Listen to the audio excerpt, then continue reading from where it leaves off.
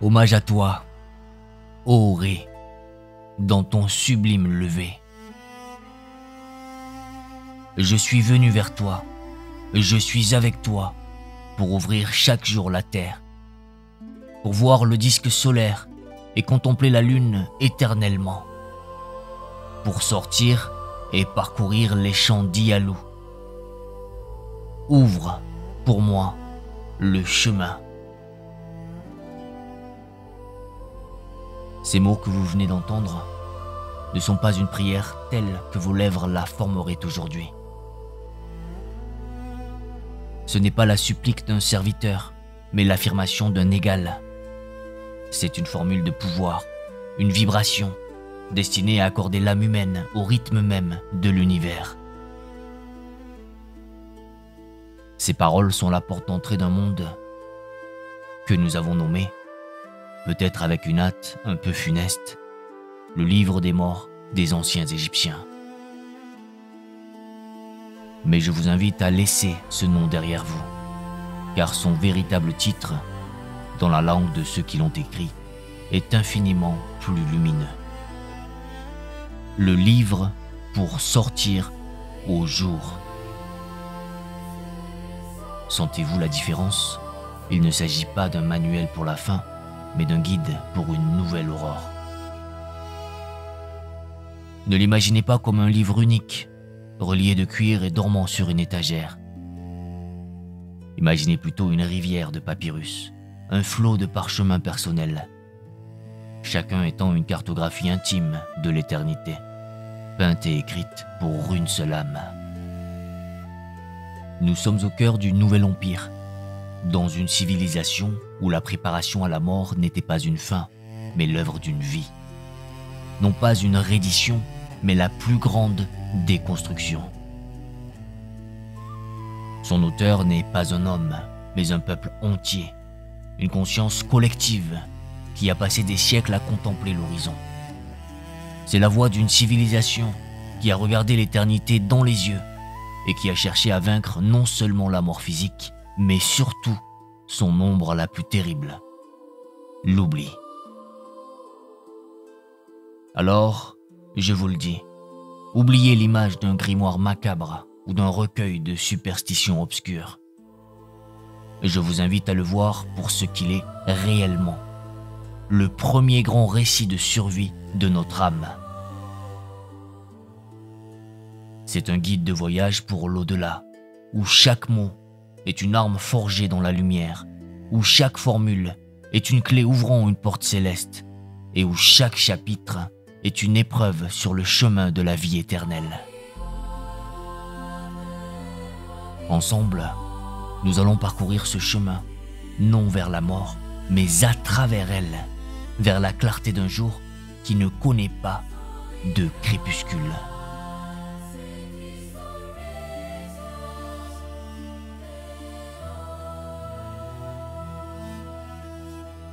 Pour comprendre le voyage, vous devez d'abord comprendre le voyageur. Et le voyageur, ce n'est pas l'être simple que vous croyez connaître en vous regardant dans le miroir. Car au moment du dernier souffle, lorsque le silence entre dans la chambre comme un invité attendu, vous qui étiez un, vous devenez trois. C'est là la première clé. D'abord, il y a votre corps, votre cadre. Ce n'est pas une enveloppe vide que l'on abandonne au temps. Non, c'est la maison sacrée, l'encre jetée sur les rives du monde des vivants. C'est pourquoi il doit être préservé avec tant de soin, baigné dans le natron et enveloppé de lin blanc. Chaque geste de la momification est un acte d'amour, car ce corps est le phare qui vous guidera à travers les ténèbres. Il est le port silencieux où vous reviendrez vous reposer. Puis, il y a votre cas, votre double vital. Imaginez-le comme l'écho de votre vie, la chaleur qui demeure dans une pièce après votre départ. Le cas est l'énergie spirituelle qui reste liée à la tombe, un jumeau invisible qui a faim et soif. C'est pour lui que vos proches apportent les offrandes de pain et de bière, car il est le gardien du seuil, le pont fragile entre la mémoire des vivants et la réalité du mort.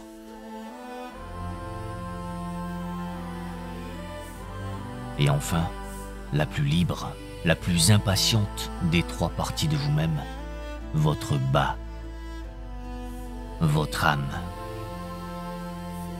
Imaginez un oiseau avec votre propre visage, un messager ailé qui porte votre conscience, vos souvenirs, votre cœur. Le bas est la part de vous qui voyage, qui explore, qui désire ardemment revoir la lumière du soleil. Je veux que vous imaginiez ce moment. La tombe est scellée. Le silence est absolu. Et pour la première fois, votre bas s'éveille. Il ne brise pas la pierre, il la traverse comme un souvenir.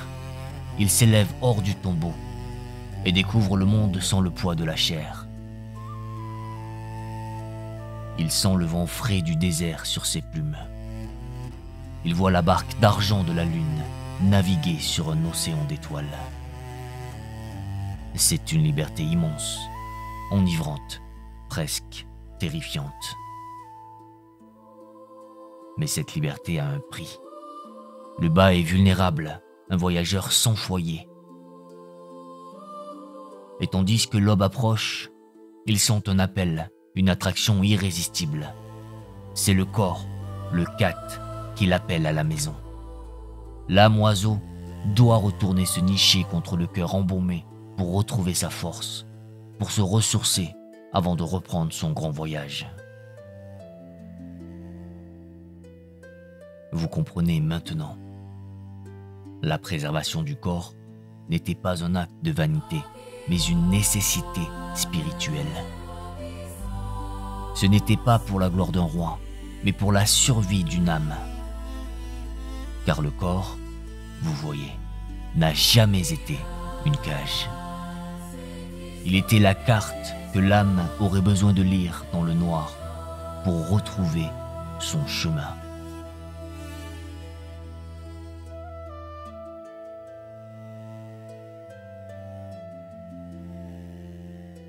Maintenant que votre âme a retrouvé son souffle, elle doit s'engager sur le chemin véritable. Elle doit plonger dans la douate, le royaume de l'autre monde.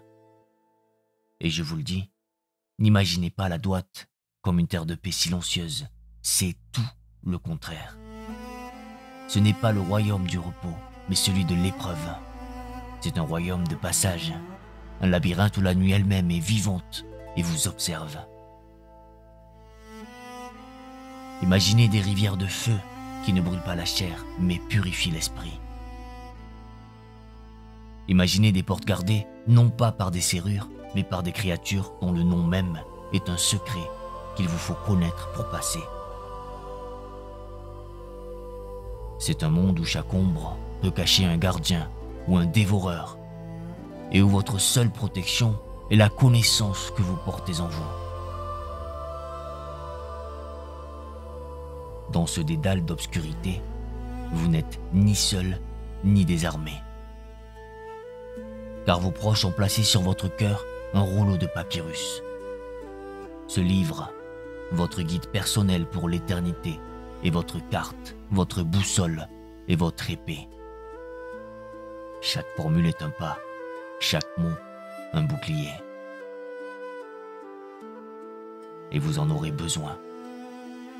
Car au cœur de la nuit la plus profonde, vous ferez face à l'incarnation même de la dissolution. Le serpent Apophis. Il n'est pas une créature de chair et de sang, mais la volonté du néant, le désir infini du chaos, de dévorer la lumière et de ramener toute création au silence originel. Il se dresse sur votre chemin, immense et terrible. Et là, armé de la parole sacrée, vous ne priez pas, vous ne suppliez pas, vous ordonnez. Vous vous dressez, et de votre gorge s'élève une voix qui n'est plus seulement la vôtre, mais celle de la création tout entière. Arrière, recule, Rérec. C'est Ré qui te foudroie. Ton venin n'entrera pas dans mes membres, car mes membres sont les membres du Seigneur de l'universel. Je suis celui dont la parole se réalise.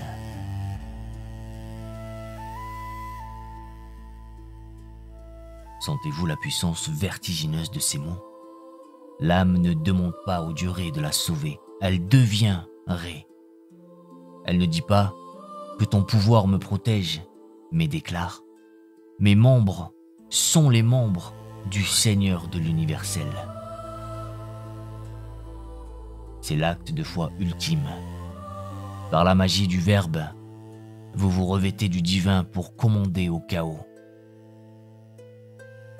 Vous ne repoussez pas les ténèbres avec la main, vous les dispersez avec la voix. Voilà la leçon de la Douate. Le plus grand pouvoir ne réside pas dans la force, mais dans la certitude de votre propre nature divine. Éveillé par le mot juste, au moment juste.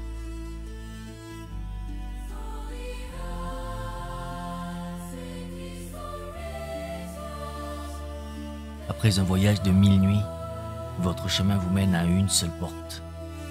Et derrière cette porte, il n'y a ni paradis, ni enfer, mais une salle baignée d'une lumière sans source. La salle des deux Mahat, la salle de la vérité et de la justice. Le silence ici est si profond que vous pouvez entendre le battement d'un cœur qui n'est plus le vôtre. C'est le point culminant de votre être.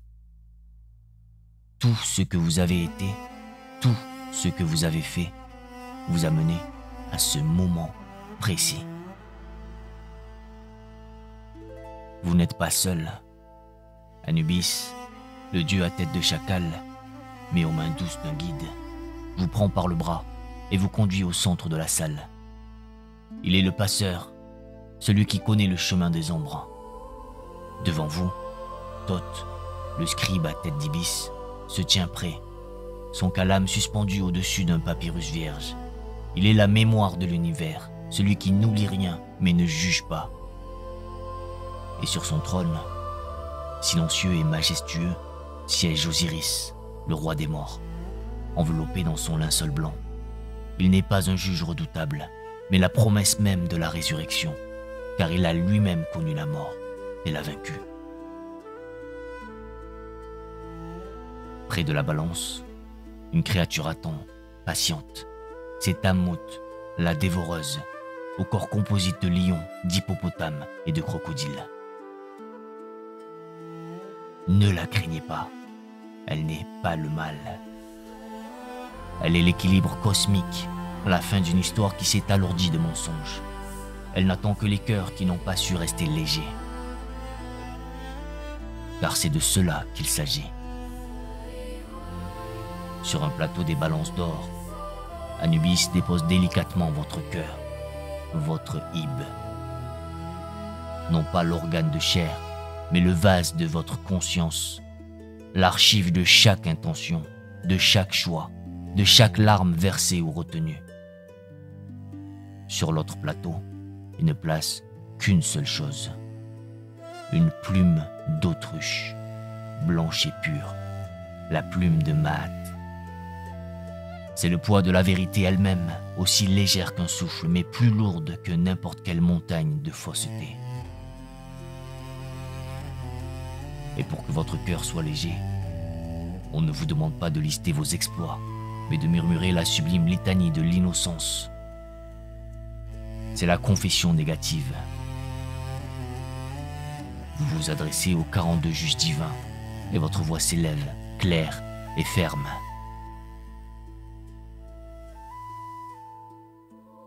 Je n'ai pas commis l'iniquité contre les hommes. Je n'ai pas maltraité le bétail. Je n'ai pas péché dans le lieu de vérité. Je n'ai pas connu ce qui n'est pas. Je n'ai pas fait le mal. Je n'ai pas fait en sorte que le serviteur soit maltraité par son maître. Je n'ai affamé personne. Je n'ai fait pleurer personne. Je n'ai pas tué. Écoutez bien ces mots. Ils sont d'une modernité qui nous bouleverse encore. Ce n'est pas un jugement de piété ou de richesse. C'est le jugement de la douceur, de la compassion, de la responsabilité. La plus grande faute n'est pas d'avoir échoué, mais d'avoir fait peser sa propre existence sur celle des autres. C'est une morale fondée, non pas sur l'obéissance à un commandement lointain, mais sur l'impact direct de vos actions sur le monde vivant. Il vous est demandé si vous avez laissé le monde un peu plus léger, un peu plus juste que vous ne l'avez trouvé.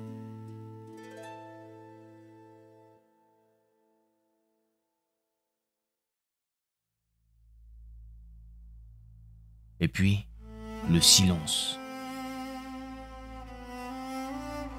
Un silence qui n'est pas vide, mais plein d'une attente suspendue. Lentement, les plateaux de la balance s'immobilisent dans une harmonie parfaite. Votre cœur, empli de toute une vie, n'a pas fait plier la plume fragile de la vérité. Il est aussi léger qu'elle. Alors, Thoth lève les yeux de son papyrus et sa voix résonne, non comme un verdict, mais comme une naissance. Il vous proclame Maakeru, juste de voix. Ces mots sont votre nouveau nom, votre nouvelle nature. Ils signifient que votre parole est devenue vérité, que votre cœur et votre langue ne font plus qu'un. La dévoresse, Ammut, baisse la tête et s'efface dans l'ombre, car sa fin n'est pas pour vous. Osiris, sur son trône, incline la tête en signe d'accueil. Le procès est terminé. Et le chemin s'ouvre devant vous, vous menant hors de la salle de jugement, vers une lumière dorée que vous reconnaissez. Vous arrivez dans les champs d'Ialo, les champs des roseaux. Et je veux que vous oubliez l'idée d'un paradis de repos oisif. Ce n'est pas un royaume dans les nuages, où l'on ne fait qu'attendre. C'est la mémoire aimante de la terre que vous avez quittée, mais lavée de toute peine. C'est l'Égypte, mais une Égypte éternelle. L'air y est pur, portant le parfum du lotus et de la terre humide. Les canaux d'irrigation ne sont jamais à sec, et ils chantent une chanson d'eau pure. Les champs de blé ondulent sous une brise douce, avec des épis si hauts qu'ils vous dépassent, et des grains si lourds qu'ils sont la promesse d'une récolte qui ne connaîtra jamais la famine. Vous y retrouvez le geste simple et sacré du laboureur, non par nécessité, mais pour la joie pure de la récolte. Vous chassez dans les marais et pêchez dans le fleuve, non pour survivre, mais pour la beauté du geste et le plaisir du partage. Et surtout, vous y retrouvez les visages aimés. Ceux qui sont partis avant vous sont là, sur la rive, le sourire aux lèvres, vous attendant. La conversation reprend là où elle s'était arrêtée, comme si un seul instant s'était écoulé. Car le paradis, vous comprenez, n'était pas une fuite de la vie, mais sa plus parfaite continuation. C'est l'existence terrestre libérée de la souffrance, de la maladie, de la peur et de la perte. C'est la somme de tous vos jours heureux, transformés en une éternité paisible, où vous vivez, travaillez et aimez, aux côtés des dieux. C'est cela, enfin, sortir au jour. Un jour qui n'a pas de fin.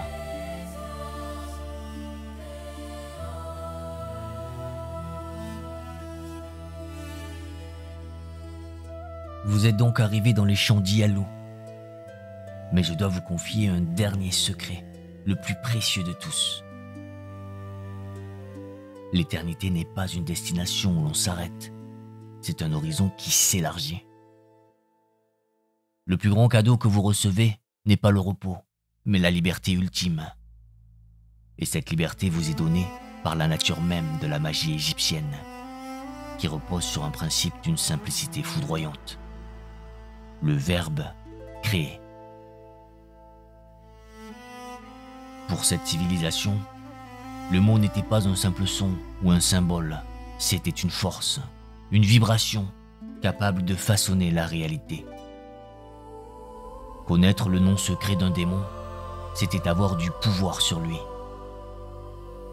Inscrire une offrande sur un mur, c'était la rendre éternellement présente pour le cas. Et réciter une formule, ce n'était pas demander qu'une chose se produise, c'était la faire advenir par la puissance de votre propre souffle. Maintenant que vous êtes Maakeru, juste de voix, ce pouvoir atteint sa pleine mesure. Votre papyrus contient les formules les plus extraordinaires, les formules de transformation. Elles sont la clé de votre liberté métaphysique. Vous pouvez, si vous le désirez, prononcer les mots de la formule 83. Et alors, vous ne serez plus seulement vous-même, vous deviendrez le phénix, l'oiseau de feu qui renaît de ses propres cendres. Vous porterez en vous le secret de la renaissance, le cycle du soleil lui-même, un être de pure lumière qui ne connaît ni la fin, ni le commencement. Ou peut-être choisissez-vous de réciter la formule 77. Votre forme se dissoudra pour renaître en un faucon d'or, aux yeux perçants et aux ailes puissantes. Vous deviendrez la forme vivante du dieu Horus, planant au-dessus des mondes, voyant tout d'un regard qui embrasse à la fois le passé et le futur. Comprenez-vous ce que cela signifie? Votre liberté ne connaît plus de limites. En tant que faucon, vous pouvez vous élever dans le ciel infini et rejoindre la barque solaire de Ré, traversant la voûte céleste à ses côtés, participant à la grande danse cosmique de la nuit et du jour. Vous pouvez même revenir sur la terre des vivants, non pas comme un fantôme enchaîné, mais comme un observateur libre. Vous pouvez vous poser sur le seuil de votre ancienne maison et veiller sur ceux que vous aimez, portés par le vent, sans être vus. Une présence silencieuse et bienveillante. Ceci est la maîtrise finale. Votre existence n'est plus liée à un seul lieu, ni même à une seule forme. Vous êtes devenu un voyageur conscient de l'éternité, capable de choisir votre propre expérience. Au-delà des limites de la chair, vous avez découvert que votre essence véritable n'a jamais été le corps que vous habitiez, mais la parole que vous pouviez prononcer. La parole qui vous a rendu libre.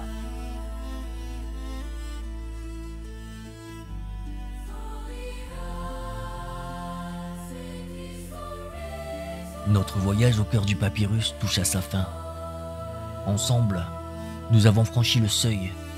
Nous avons assisté au moment où l'être se dénoue en corps, en double vital et en âme oiseau. Nous avons ressenti le souffle du chaos dans la traversée des ténèbres, face au serpent du néant. Nous avons retenu notre souffle dans le silence solennel de la pesée du cœur. Et nous avons vu ce cœur se révéler plus léger qu'une plume. Et enfin, nous avons entrevu la lumière retrouvée des champs des roseaux, cette éternité paisible où la liberté ultime est de devenir soi-même, encore et encore, par le pouvoir du Verbe. Ce livre n'était donc pas un recueil de charmes craintifs. C'était une architecture spirituelle, une machine de mots et d'images, bâtie avec une conviction absolue pour un seul et unique but. Assurer que l'ordre, l'harmonie, ce qu'il nommait Maat, l'emporte toujours sur la dissolution et l'oubli. Mais l'héritage de cette œuvre dépasse les sables qui l'ont si longtemps gardé. Ce livre n'est pas seulement un trésor archéologique. Il est le murmure de l'une des premières tentatives de notre humanité pour dessiner une carte de l'invisible. C'est l'affirmation, gravée dans la pierre et l'encre, qu'une vie juste a du poids, ou plutôt qu'elle a de la légèreté. C'est la loi profonde de notre conscience. Cette étincelle en vous qui écoute ma voix en ce moment est une flamme que la mort ne peut éteindre, mais seulement transformer. Son héritage, vous le trouvez dans votre propre fascination pour ces mystères. Il vit dans les questions éternelles qu'il nous pose encore aujourd'hui. Les questions sur la justice, sur la mémoire et sur ce qui nous attend peut-être de l'autre côté du voile. Si ce voyage vous a touché, je vous invite à le poursuivre. Ne vous contentez pas des mots que je vous ai offerts. Cherchez-le au regard des images. Contemplez ces papyrus dans les livres ou derrière les vitrines des musées. Vous y verrez comment le texte et le dessin ne font qu'un, comment l'image donne un corps au verbe et comment le verbe donne une âme à l'image. Vous y verrez ces magnifiques cartes pour l'éternité. Merci de m'avoir accompagné dans ce voyage au cœur de la lumière égyptienne. Que votre propre chemin, ici et maintenant, soit juste et qu'il soit lumineux.